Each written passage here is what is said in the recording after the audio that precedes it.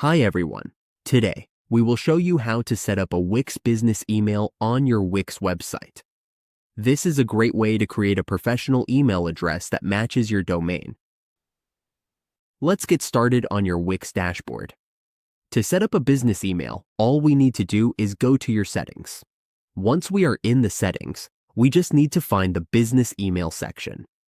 Here is your business email area. We can set it up here once it finishes loading.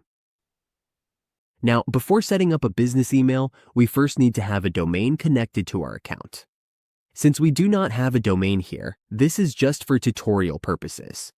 Once you have a domain, you can set up your business email by following the on-screen prompts. You can use Google Workspace, Zoho, or any other supported email provider available here.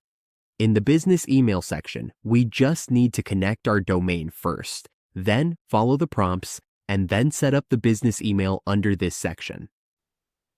And that is how we set up a Wix business email.